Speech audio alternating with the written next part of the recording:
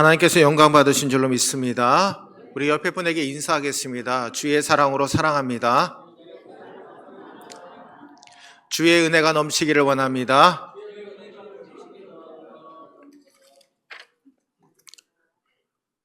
제가 이번 한 주간 피할 수 없는 은혜라는 책을 읽게 되었습니다. 근데 그 책을 읽다 보니까 아주 제 마음속에 와닿는 글귀가 있었습니다. 정작 은혜가 필요한 사람은 너다라고 하는 글귀였습니다. 한 목사님이 고백한 글입니다. 한 목사님이 죽음이 임박한 한 성도님을 신방하러 갔는데 그 성도님에게 주의 은혜가 함께 하시기를 원합니다. 주님께서 천국에서 당신을 맞아주실 겁니다. 근데 마지막 가쁜 숨을 쉬면서 목사님 고맙습니다. 목사님 사랑합니다. 주님이 나를 맞이해 주실 것을 내가 믿습니다. 그리고 1시간 뒤에 죽음을 맞이하게 되었습니다. 근데 목사님이 주님께서 당신을 천국에서 맞이해 주실 겁니다 라는 그 말을 그 여성 성도님에게 얘기를 하는데 자신의 마음속에 성령께서 그렇게 말씀하는 겁니다. 야, 너는 이 여성 성도에게 말한 은혜가 내게 필요하지 않니? 그 말씀을 주시더라는 겁니다. 정작 은혜가 필요한 사람은 나인데 내가 다른 사람들에게 은혜만 강요했구나. 그 목사님이 깨달았다라는 거죠. 저도 그 글을 읽는데 그런 생각이 들었습니다. 내가 은혜를 끼치는 것보다 내게 은혜가 필요하고 내게 은혜가 주어졌을 때 그 은혜를 흘려보낼 수 있구나. 내게 은혜가 하나도 없는데 이 강단에 설 수 있는 자격이 없음을 몸소 하나님이 깨닫게 하셨습니다. 사랑하는 우리 성도 여러분, 하나님께서 주시는 은혜와 복은요, 정작 내게 필요한 것이 은혜입니다, 복입니다 라고 깨닫는 자에게 주시는 축복인 줄로 믿습니다.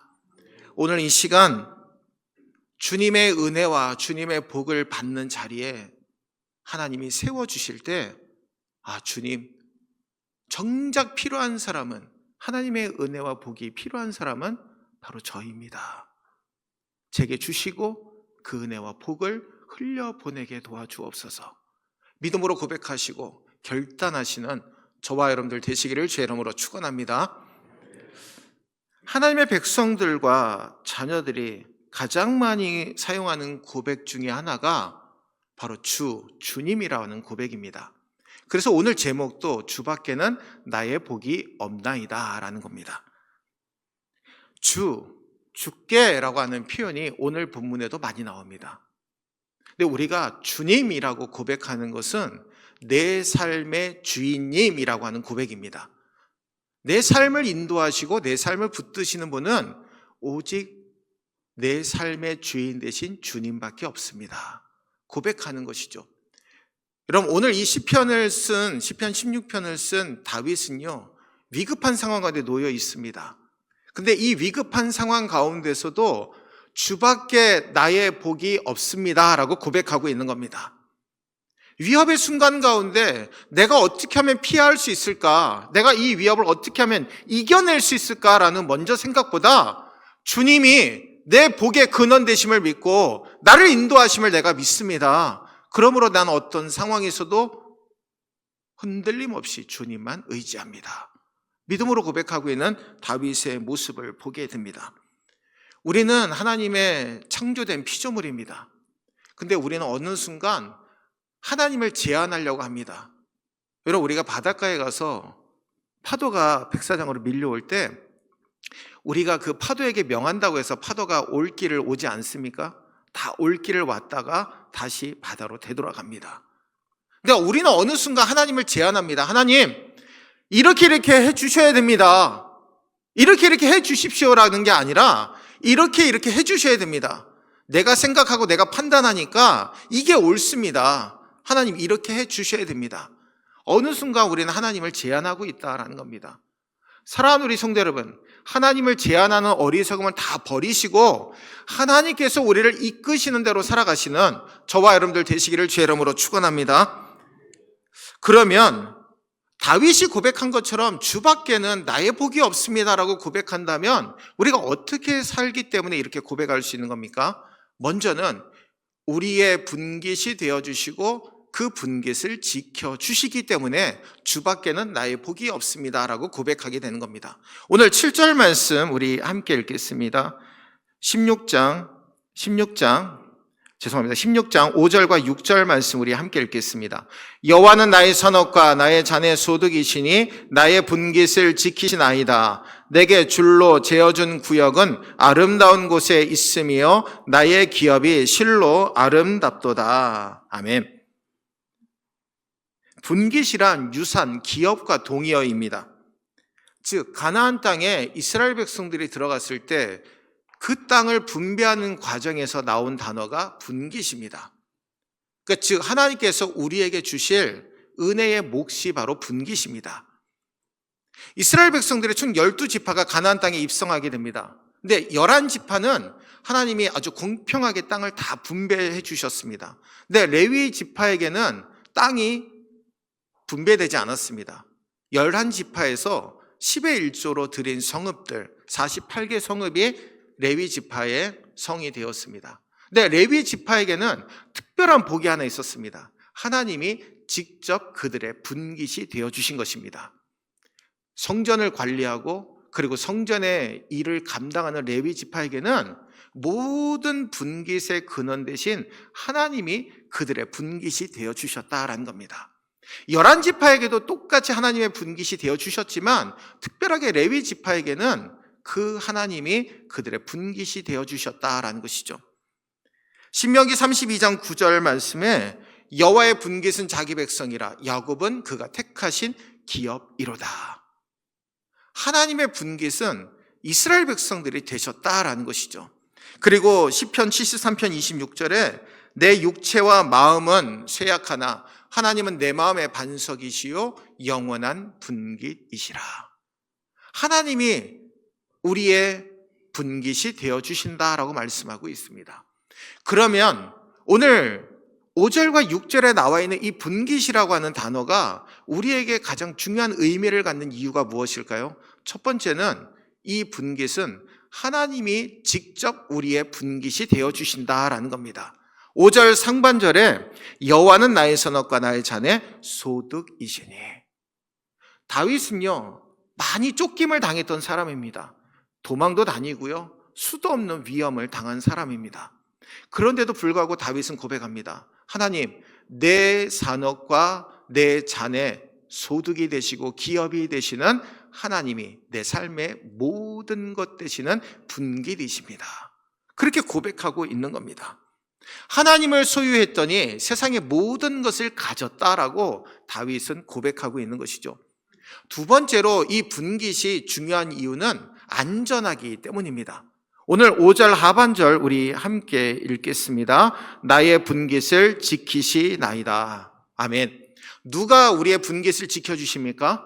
하나님이 우리의 분깃을 지켜주시기 때문에 그 누구도 빼앗을 수 없고 그 누구도 우리를 해할 수 없기 때문에 우리의 분깃은 안전하다라고 말씀하고 있습니다.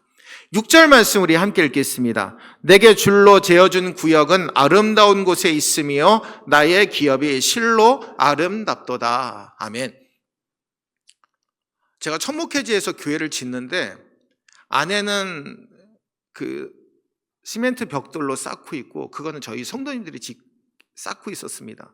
밖에 붉은 벽돌은 기술자분들이 줄을 내려서 줄의 끝에 줄을 달고 그 줄을 내려서 재어서 벽돌을 쌓고 있는 모습을 보았습니다.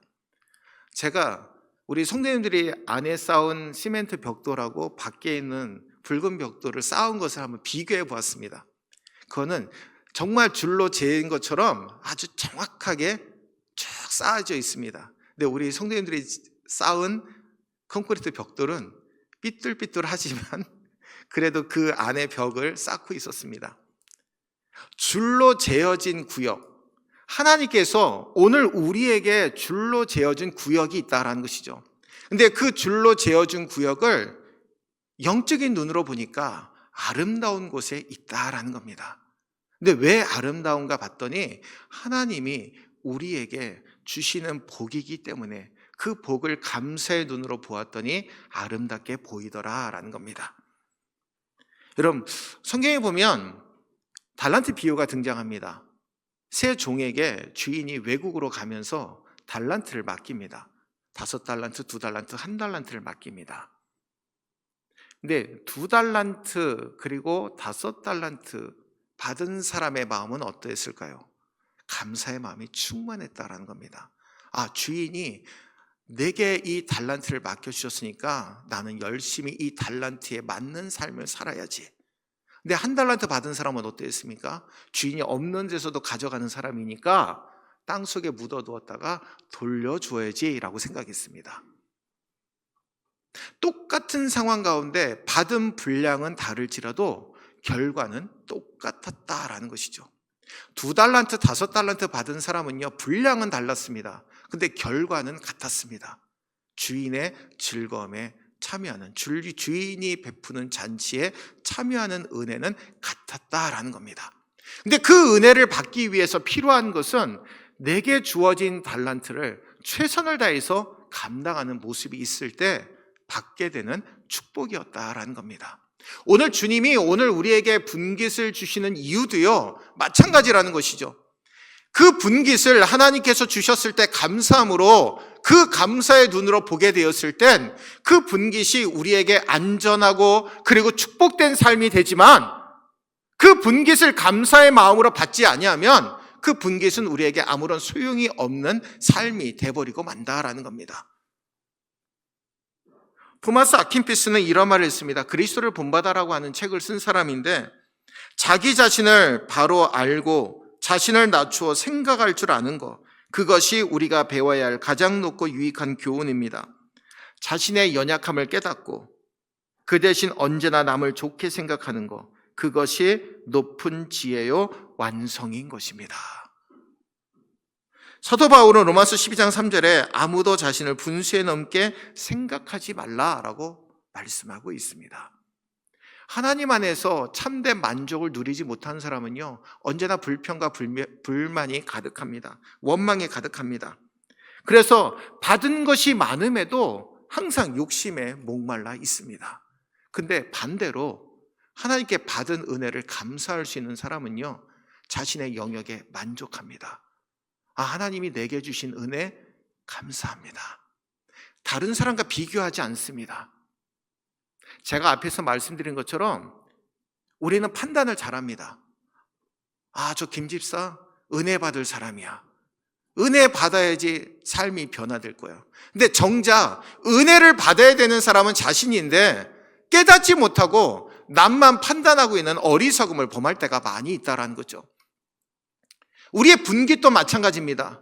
우리가 받아야 될 은혜의 목도요, 우리가 받아야 되는데 다른 사람이 받아야 될 것만 생각하다 보니까 우리에게 주어진 그 분깃이 귀하고 값진 것을 깨닫지 못하는 어리석음을 범할 때가 많이 있다는 겁니다.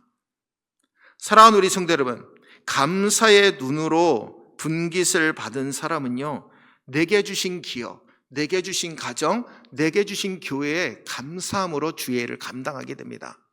결코 남의 떡이 커 보이지 않습니다. 내게 주어진 것이 은혜이고 내게 주어진 것이 복임을 깨닫게 되는 것이죠. 요셉, 다니엘, 그리고 다윗, 이러한 성경의 인물들이 공통적으로 보여주는 것은 주어진 현실에 대한 인정입니다. 요셉은요, 감옥에 갇혔음에도 인정했습니다. 왜 그렇습니까? 하나님이 주신 꿈이 있었기 때문입니다. 다니엘과 그리고 그의 세 친구가 어떠했습니까? 다른 소년들은 왕이 주는 진미를 먹고 열심히 왕 앞에 나갈 때까지 준비하였는데 이들은 채소만 먹으면서도 믿음으로 살았더니 왕에게 선택받은 자들은 바로 그 4명의 사람이었다라는 겁니다. 사랑하는 우리 성도 여러분, 오늘 이 시간 우리의 분깃을 지켜주시는 주님밖에 우리의 복이 없음을 인정하고 살아가시는 저와 여러분들 되시기를 주의 이름으로 축원합니다. 오늘 또한 두 번째로 왜 주님이 우리의 복이 되어 주십니까? 우리를 흔들리지 않게 붙잡아 주시기 때문입니다. 오늘 8절과 9절 말씀 우리 함께 읽겠습니다. 내가 여호와를 항상 내 앞에 모심이요 그가 나의 오른쪽에 계심으로 내가 흔들리지 아니하리로다. 이러므로 나의 마음이 기쁘고 나의 영도 즐거워하며 내 육체도 안전히 살리니. 아멘. 여러분, 우리의 신분은요 아주 귀한 신분을 갖고 있습니다. 우리 3절 말씀 우리 같이 한번 읽어볼까요? 땅에 있는 성도들은 존귀한 자들이니 나의 모든 즐거움이 그들에게 있도다. 아멘. 누구의 즐거움이 우리에게 있습니까? 하나님의 즐거움이 우리 가운데 소유되고 있다라는 겁니다. 그로 인해 우리는 하나님 앞에 기뻐할 수밖에 없다라는 것이죠. 세상을 살아가게 될 때 여유 있는 자도 흔들릴 때가 많습니다. 그리고 사업을 하는 사람들도 흔들릴 때가 있습니다. 혼자 남은 사람은 외롭기 때문에 흔들릴 때가 있습니다. 모든 일이 잘 되는 것 같은데도 흔들릴 때가 있습니다. 근데 오늘 시편 15편 5절에 보니까 이런 일을 행하는 자는 영원히 흔들리지 아니하리이다 말씀하고 있습니다. 성경에서는 흔들리지 않는 사람이 있는데 이런 일을 하는 사람은 흔들리지 않는다라고 명확하게 말씀하고 있는 겁니다. 시편 15편 2절과 5절에 보니까 정직하게 행하며 공의를 실천하며 그의 마음에 진실을 말하며 그의 혀로 남을 허물하지 아니하고 그의 이웃에게 악을 행하지 아니하며 그의 이웃을 비방하지 아니하며 그의 눈은 망령된 자를 멸시하며 여호와를 두려워하는 자들을 존대하며 그의 마음에 서원한 것은 해로울지라도 변하지 아니하며. 5절 우리 함께 읽겠습니다. 이자를 받으려고 돈을 구워주지 아니하며 뇌물을 받고 무죄한 자를 해하지 아니하는 자이니 이런 일을 행하는 자는 영원히 흔들리지 아니하리이다. 아멘. 남을 비방하지 아니하고 하나님을 경외하는 자를 존대하는 자, 바로 이런 자들은 흔들림이 없다라는 것이죠. 그러면 우리가 흔들리지 않는 삶을 살기 위해서 필요한 모습이 무엇입니까? 하나님을 경외하고 하나님이 내 오른쪽에 계심을 믿고 믿음으로 전진하는 사람은 흔들림이 없다라고 말씀하고 있습니다. 히브리서 기자가 11장 34절에 불의 세력을 멸하기도 하며 라고 말씀합니다. 다니엘의 세 친구를 의미합니다. 사드락 메삭 아벳느고는요 금신사에게 절하지 않기 위해 믿음을 지키기 위해 풀무불로 던져지게 됩니다. 근데 그 앞에서 이야기하죠. 야, 금신사에게 절하면 너희들 절대 풀무불에 들어가지 않아도 돼. 그런 어려움 당하지 않아도 돼. 그런데도 불구하고 그들은 믿음을 지키기 위해 풀무불에 던져집니다. 근데 풀무불에 던져져서도 하나님은 그들의 머리카락 하나 타지 않도록 은혜를 베풀어 주시죠. 시베리아의 불꽃이라고 하는 책이 있습니다. 거기에 소련이라고 하는 그 시절에 그 나라가 있을 때 신앙인 그리스도인들의 간증을 담고 있는 책입니다. 제가 여러분들 한번 말씀을 드린 적이 있습니다. 예수를 믿는 자들이 공산당원에게 붙들려서 아주 얼어붙은 호수 위에 온 옷을 다 발가벗겨가지고 그곳에다가 묶어놓고 동사시키는 고문을 하고 있었습니다. 근데 그들에게 이야기하기를, 야, 너희들 가운데 이 시간 예수님을 부인하면, 예수를 부인하면 다 풀어줄 거야. 우리처럼 따뜻한 불을 쬐면서 저들이 죽어가는 모습을 보게 될 거야. 회유를 합니다. 근데 한 사람도 회유 당하지 아니하고 그곳에서 그 추위를 견뎌내면서 순교의 길을 걷고 있었습니다. 근데 시간이 1시간 정도 지난 시각 가운데 한 사람이 소리칩니다.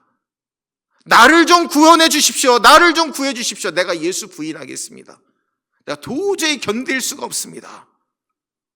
근데 그 사람이 그 고백을 하기 전에 그 불을 쬐고 있던 군인의 눈에 한 환상이 보이기 시작했습니다. 하나님께서 그 군인의 눈을 열어주셔서 보게 하신 것이죠. 그 순교의 길을 걷고 있는 사람들 사이에 하늘에서 천사들이 내려와서 그들을 돌보고 그들에게 힘을 주고 하나님을 찬송하고 있더라는 겁니다. 여기에 모인 사람들이 순교의 길을 걷고 있네. 하나님을 찬송하며 하나님 앞에 영광 돌리고 있네. 그 길이 복되다, 복되다라고 천사들이 찬송하고 있는 그 광경을 그 군인이 보게 되었습니다. 근데 그 가운데 한 사람이 예수 부인하겠다고 하니까 한 천사가 실망해서 하늘로 올라간 겁니다. 근데 그 광경을 그 군인이 보았습니다. 그 군인의 마음속에 어떤 마음이 들었을까요? 야, 한 자리 빈 저 자리를 내가 채워야겠구나. 그는 옷을 벗고 그 길로 그 추운 호숫가 가운데로 달려가기 시작했습니다. 그리고 가면서 외칩니다. 하나님, 내가 저 순교의 자리 하나를 채우겠습니다. 주변의 군인들이 다 말립니다. 야, 너 왜 그래? 너 저곳에 가면 죽어. 아니야, 내가 저 자리를 채워야 돼. 하나님이 내게 그 마음을 주셨어. 그 사람이 가서 다시 묶이고 그 순교의 자리에 함께하게 될 때 실망해서 올라간 그 천사가 다시 내려와서 똑같이 하나님을 찬송합니다. 비어있던 한 자리 하나님께서 채워주셨네. 하나님을 찬송합니다. 하나님을 찬송합니다. 사랑하는 우리 성도 여러분, 우리가 흔들릴 때 하나님은 우리 오른편에 오셔서 우리의 길이 되어주시고 우리의 기쁨과 즐거움이 되어주심을 이 시간 분명히 믿으시기를 바랍니다. 여러분, 다윗은요, 지금 힘들고 어려운 상황 가운데서도 하나님이 내 옆에 계심으로 인해서 흔들림 없이 주님이 내 복이 되어주심을 믿고 고백하고 있는 겁니다. 사랑하는 우리 성도 여러분, 어떤 상황에서도 우리 앞길을 인도하시고 우리 오른편에 계셔서 우리를 붙드시기에 흔들림 없이 주님을 섬기고 주님을 따를 수 있음을 이 시간 분명히 믿으시는 저와 여러분들 되시기를 바랍니다. 여러분, 이 은혜에 감사합시다. 우리를 흔들리지 않도록 우리를 붙들어 주시는 그 은혜에 감격하고 감사하시는 우리 모두가 되시기를 주의 이름으로 축원합니다. 11절 말씀 우리 함께 읽겠습니다. 주께서 생명의 길을 내게 보이시리니 주의 앞에는 충만한 기쁨이 있고 주의 오른쪽에는 영원한 즐거움이 있나이다. 아멘. 주님이 우리의 복이 되신, 주밖에는 나의 복이 없습니다라고 고백할 수 있는 것은 주님께서 생명의 길을 보여주시기 때문입니다. 근데 그리스도인이 걸어가야 되는 생명의 길은요, 좁은 문 좁은 길입니다. 사람들이 잘 찾지 않습니다. 생명으로 가는 길은 협착해서, 좁고 협착해서 사람들이 찾지 않습니다. 좋은 길은 사람들이 가려고 하지만 좋지 않은 길은 가려고 하지 않습니다. 여러분, 하늘을 나는 철새들도 그들이 날아가는 길이 있다고 합니다. 근데 만약에 앞에 인도하는 철새 한 마리가 잘못되면 뒤에 있는 철새들도 다 방향을 잃어버리고 말 것입니다. 제가 예전에 차를 몰고 가다가 내비게이션만 믿고 가다가 엉뚱한 길을 간 적이 있습니다. 포장이 안 되는데 내비게이션이 계속해서 그 길을 가게 하는 거예요. 계속해서 가다 보니까 그래도 이제 흙을 쌓아놓고 해놔서 그냥 차가 계속해서 갈 수 있었습니다. 근데 가는데 저는 내비게이션만 믿고 간 거죠. 근데 가는데 앞에서 뭐가 덜컹거리는 거여서 내려보니까 도로가 이제 흙이 다 파져서 이제 위에 복토는 돼 있는데 그 앞에만 웅덩이가 있어가지고 차가 그 바로 앞에서 딱 멈춘 거더라고요. 제가 내비게이션만 믿고 계속해서 갔으면 그 차가 거기 빠졌을 겁니다. 여러분, 하물며 내비게이션도 이런 기계 오류 때문에 잘못된 길을 인도하고 있는데 사람이 여러분 올바른 길을 제시할 수 있습니까? 그 올바른 길을 제시할 분은 오직 하나님밖에 없는 줄로 믿습니다. 여러분, 이것이 바로 하나님이 우리에게 생명의 길을 보여주시는 은혜라는 것이죠. 그러면 우리가 하나님이 보여주신 생명의 길, 참된 생명의 길로 가기 위해서는 어떠해야 됩니까? 그 우리의 발걸음이 주님 안에서 늘 기쁘고 즐거운 삶을, 그리고 하나님과 동행하는 삶을 살아야 된다라는 겁니다. 어떤 한 나라에 점잖고 엄격하지만 굉장히 어리석은 왕이 하나 있었습니다. 이 왕에게 하나의 불만이 하나 있었는데 바로 그 나라를 시찰하고 돌아오면 자신의 발이 시커매지는 겁니다. 발이 너무나 아픈 거예요. 그래서 생각도 못해서 신하들을 불러서 명령합니다. 야, 너네들 온 나라의 길을 다 소가죽으로 다 깔아라. 이 신하들이 너무나 어이가 없어가지고 왕 앞에서 안 됩니다라고 말을 못하니까 네, 그러고 나왔습니다. 근데 그 명령을 백성들에게 내리는데 백성들이 그 명령을 듣고 어이가 없어서 웃었습니다. 근데 한 지혜로운 사람이 그 왕의 명령을 바꾸기 위해서 왕 앞에 나왔습니다. 왕이시여, 왕께서 이 온 나라의 길을 소가죽으로 다 깔으라 그러셨는데 그러면 이 온 나라에 있는 소를 다 잡아도 하지 못합니다. 제가 생각해 보니까 아주 묘수가 하나 있습니다. 왕이시여, 당신의 발에 소가죽으로 된 신발을 만들어서 신고 다니면 당신의 발이 지저분해지지 않을 겁니다. 여러분, 우리의 발걸음이 무거울 때는 제대로 된 길이 아니라 알지 못하는 길을 걸을 때 발걸음이 무겁습니다. 근데 가는 길을 알고 정말 은혜의 길이면요, 감사함으로 기쁨으로 걸을 수 있게 됩니다. 주님께서 이 땅에 친히 찾아와 주셔서 성령 하나님께서 우리의 길을 올바로 인도하고 계시는 것이죠.